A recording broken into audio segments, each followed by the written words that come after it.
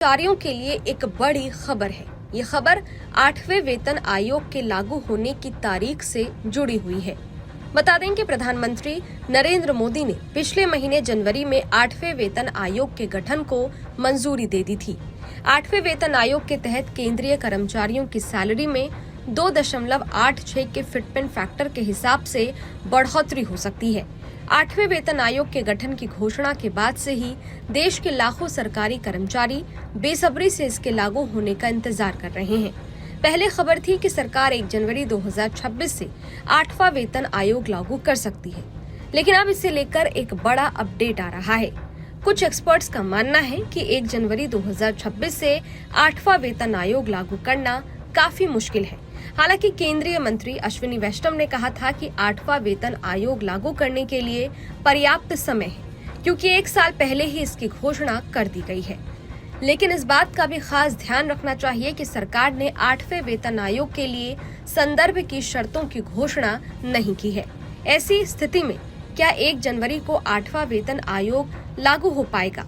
Experts का कहना है कि 1 फरवरी 2025 को पेश किए गए केंद्रीय बजट में 8वें वेतन आयोग के आवंटन का कोई जिक्र नहीं किया गया।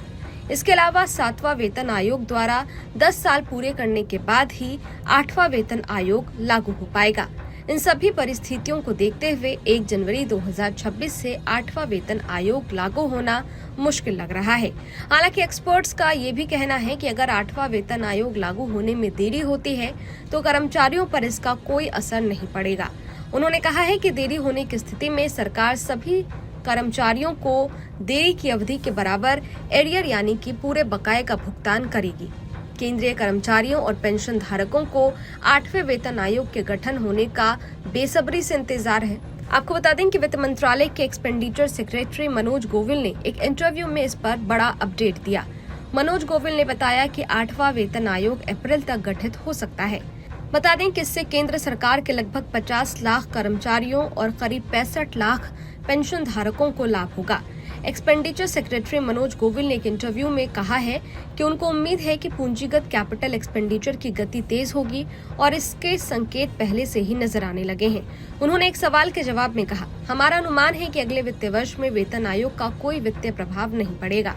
वेतन आयोग के गठन के बाद उसे अपनी रिपोर्ट सौंपने में कुछ समय लगेगा, जिसे बाद में सरकार द्वारा संसाधित किया जाएगा। इसलिए अगले वित्तीय वर्ष में हमें किसी आउटगो की उम्मीद नहीं है। अप्रैल 2026 से शुरू होने वाले वित्तीय वर्ष में आउटगो होगा। हाल ही में राज्यसभा में एक सवाल के जवाब में वित्त मंत्रालय के केंद्रीय राज्य मंत्री पंकज चौधरी ने भी बताया कि सरकार ने आयोग के गठन को मंजूरी दे दी है और इससे जुड़े दूसरे पहलुओं के बारे में भी निर्णय जल्द ही किया जाएगा। इस वीडियो में फिलहाल इतना ही। ये वीडियो आपको कैसा लगा कमेंट बॉक्स में जरूर बताइएगा। बाकी देश और दुनिया की तमाम खबरों के लिए देखते रहिए न्यूज नेशन। शुक्रिया।